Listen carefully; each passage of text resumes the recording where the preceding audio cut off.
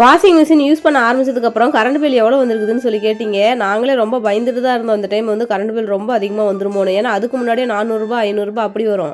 இந்த டைம் ரொம்ப அதிகமா தான் வரப்போகுதுன்னு நினைச்சிட்டு இருந்தேன். ஆனா எதிர்பார்க்காத வெறும் 60 ரூபாய் தான் வந்திருக்குது. இது எந்த கணக்குல சேர்க்கறது, எந்த லிஸ்ட்ல சேர்க்கறதுனே எனக்கு தெரியல. அப்புறம் குட்டிமாவுக்கு வந்து மொட்டை அடிக்கும் போது அவங்க தாத்தா பாட்டியும் சேர்ந்து அவங்களும் மொட்டை அடிச்சிருந்தாங்க. நம்ம வீட்டுல 2 தறி இருந்துச்சு. அதுல ஒரு தறி வந்து பாத்தீங்கன்னா சேல்ஸ் பண்ணிட்டாங்க. ஒரு தறி தான் ஓட்டிட்டு இருக்காங்க. அதுல வந்து நார்மல் பையெல்லாம் ஓட்டிட்டு இருக்காங்க. ஒரு தறி ஓட்டுறதுக்கே இப்பெல்லாம் சரியா ஆள் வர மாட்டேங்கிறாங்க. இப்ப வீட்டுக்கு முன்னாடி ஒரே இடத்துல 6-7 வாழை மரம் மாட்டம் இருக்கும். அதுல வந்து பாத்தீங்கன்னா திடீர்னு ஒரு சின்ன காத்து தான் அடிச்சிச்சு.